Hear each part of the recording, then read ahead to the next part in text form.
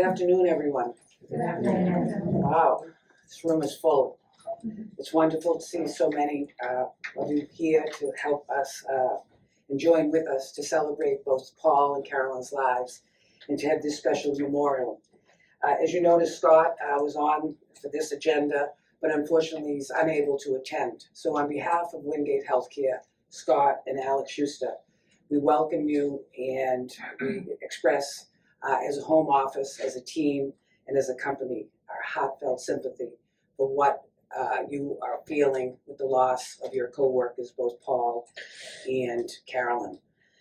I have been with Wingate Healthcare for 20 years, and recently, for those that know me, recently retired. But I am still very active in some ways with the company, but I was always very active here at Silver Lake, having worked here for 20 years.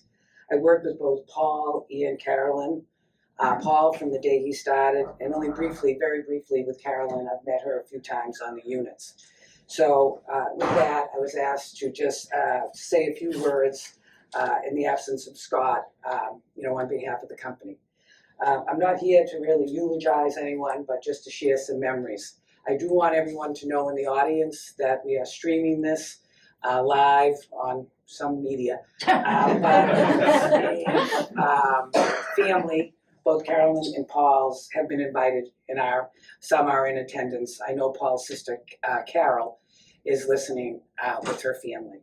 So we welcome them, and we express to them, of course, condolences and welcome them. So just a few things on Paul and Carolyn. Again, Paul I knew since the day he came here. I just say, look around the room at these two beautiful pictures, and there's a beautiful display of pictures of both, and all I can say, both of them have killer smiles. I know that, Paul, every picture of him, he has the same smile. The guy liked a good laugh. He laughed a lot. Big, handsome guy, always smiling, always, oh, Kath, come in, we would talk. We talked a lot about local restaurants in Marshfield as I've been living there, and maybe a couple local bars that we might have attended together. I knew all about Paul's catcher's knees, and he even had a crooked finger, I think was from a bad ball, but he did talk a lot about baseball. He was, again, a big, strong guy and a very good athlete from what we hear from his family. And he will be missed. Paul was larger than life. He was the head of administrator of this facility. And for the last couple of years, the home office, Mary, Rodney, Kim, myself, talked to him daily during the COVID emergency over the last 18 months. He was the COVID commander of Silver Lake along with Catherine. They did tremendous work. Again, every day, it was tough. This was a huge building. It was affected greatly, as was the assisted living.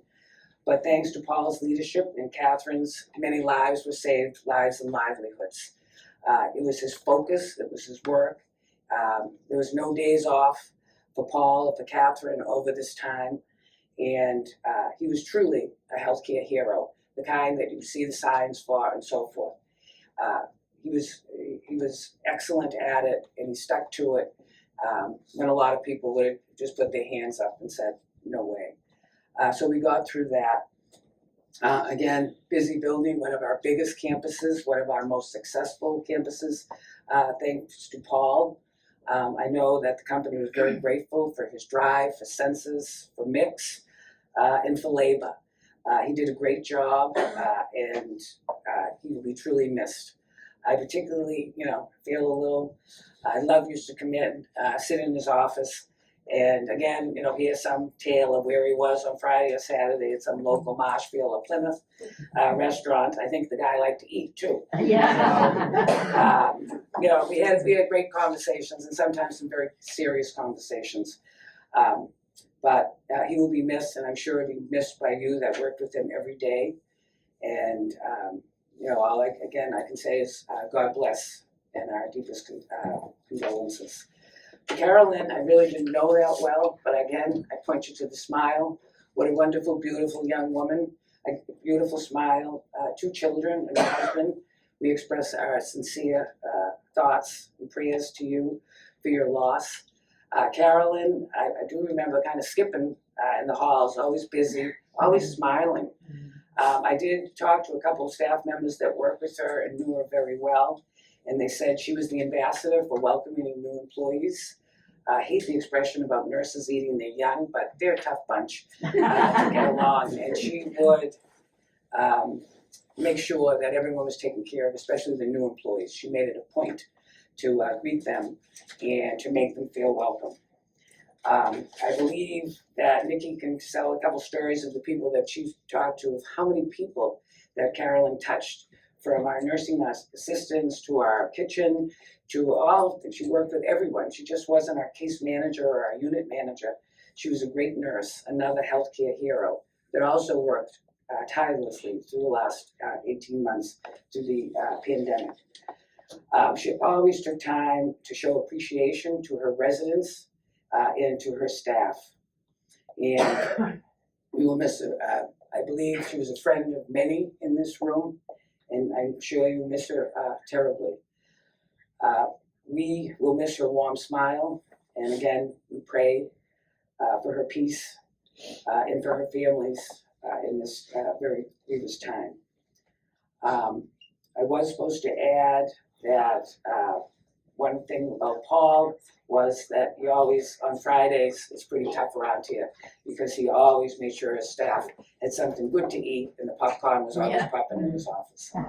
So with that, I would again like to express our thanks for all that attend, both the remote and the in-person. And we thank West River Hospice for assisting us with Nikki to put this memorial on. At this time, I'd like to welcome Father James to open up with prayer as we begin this memorial. Thank you.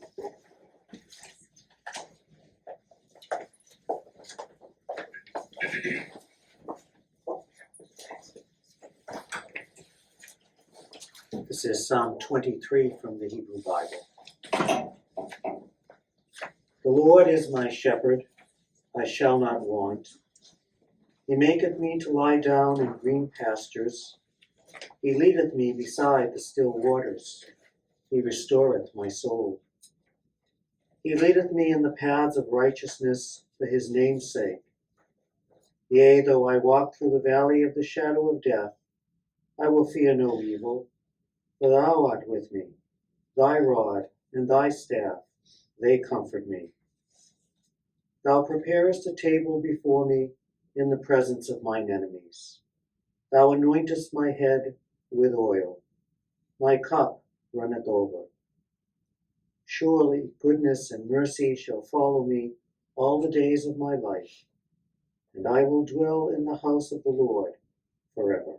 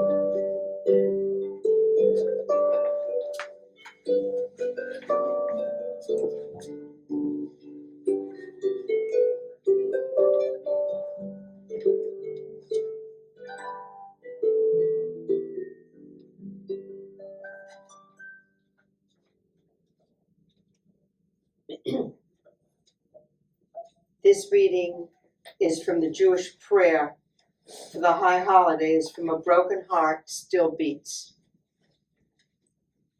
It's hard to sing of oneness when our world is not complete, when those who brought wholeness to our life have gone, and naught but memory can fill the emptiness their passing leaves behind.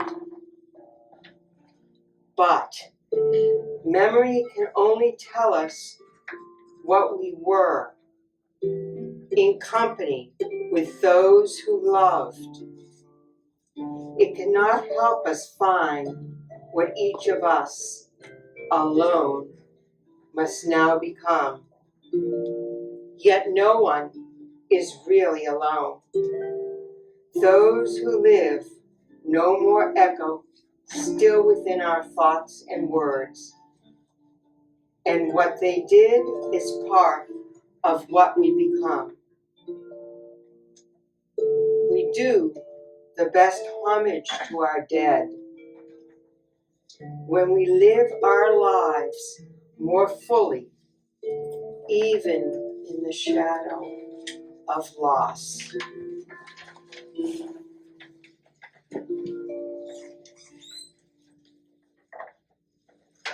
I'm Nikki, and I'm going to say a few words.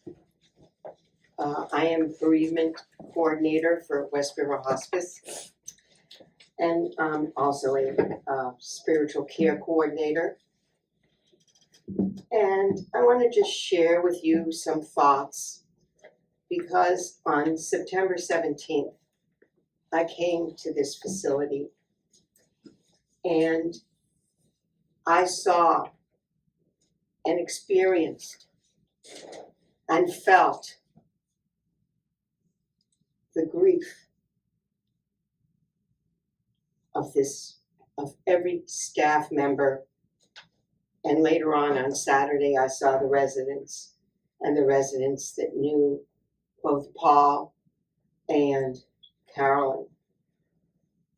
And when I sat with the staff, I felt that after they spoke to me and spoke to each other, how much grief was there. And grief is the price we pay for love. So thinking of a theme here for today was remembered in love. Both Paul and Carolyn were people of love, care, and comfort. I just want to say that Carolyn, there were people in housekeeping everywhere, the aides that were just swallowed up with grief over her loss. She had such a generous spirit and was so generous with everyone, all the employees. And the other thought that I was told about Carolyn is she was very, very peaceful at all times. No matter what was going on, she kept her peace. And both Carolyn and Paul had some very same similarities. You wouldn't all be here today if you didn't love them truly and want to be here to memorialize them. Both Paul and Carolyn they were people that cared, they showed comfort and compassion. And all I can say is, when I was here, I saw for the weekend, I saw amongst you, the staff, the care and compassion you reflected that Paul and Carolyn had.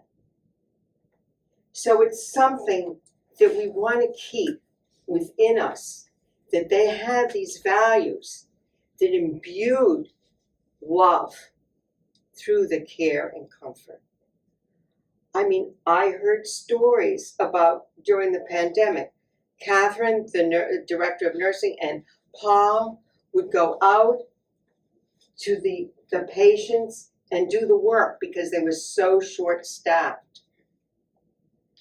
And how much work they did, they gave and never counted the cost.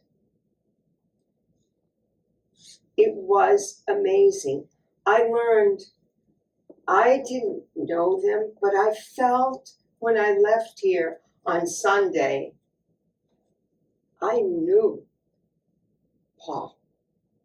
I knew Carolyn. And I just want to leave with these thoughts. They are gone. We will miss them dearly.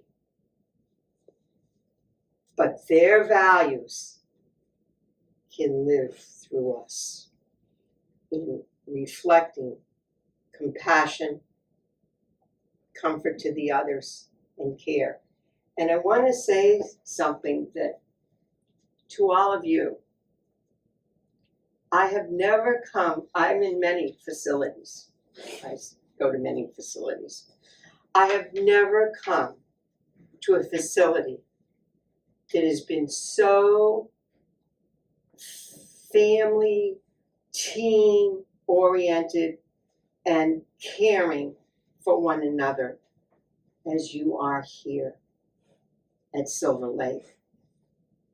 I see it with the nurses, the aides, with the patients, with the administration. This place has been truly blessed.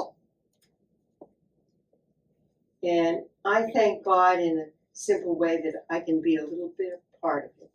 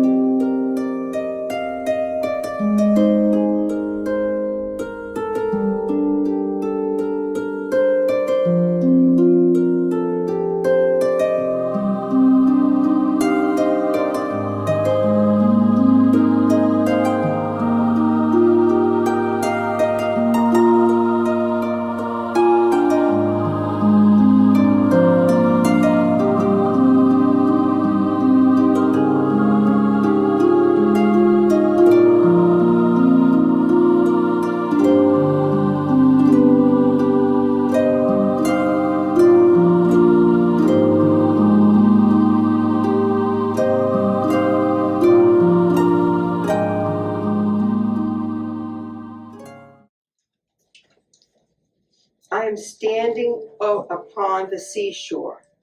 A ship at my side spreads her white sails to the morning breeze and starts for the blue ocean. He is an object of beauty and strength. I stand and watch them until at length they hang like a speck of white cloud just where the sea and sky come to mingle with each other. Then someone at my side says, "They are gone." Gone where? Gone from my sight. That is all. She is just as large in mast and hull and spar as she was when they left my side, and they are just as able to bear the load of living freight to their destined port. They diminished in size in me, and just at that moment, when someone says at my side, "There, they're gone," there are other eyes watching, they're coming, and other voices ready to take up the glad shout.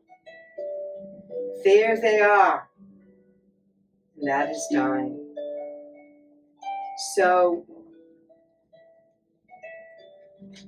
Paul will be welcomed home by his parents, and so will Carolyn on the other side. So I'd like to leave you with a song that sort of commemorates our day of the rose and remembered in love. And I'll find my speaker.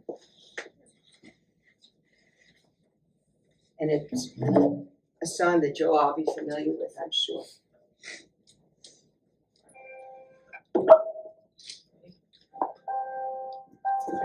Some say love, it is a river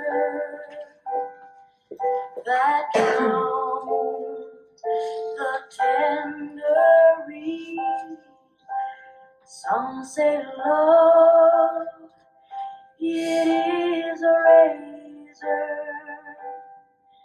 that leaves your soul to bleed. Some say love, it is a wonder, an endless aching need. I say love, it is a flower, and you, it's only seed.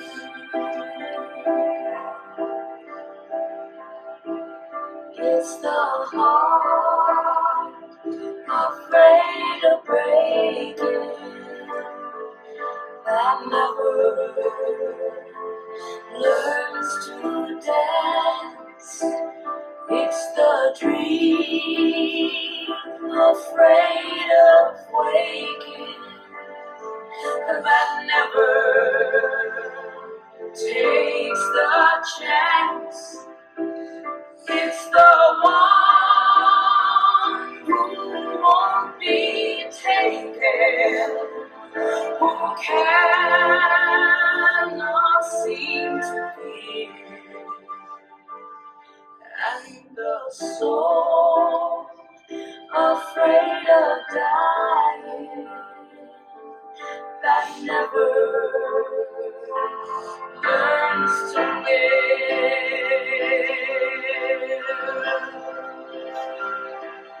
When the night has been too lonely and the road has been too long, and you think that love is only for the lucky and the strong, just remember in the winter, far beneath the bitter snow, lies the seed that with the sun's love in the spring becomes the rose.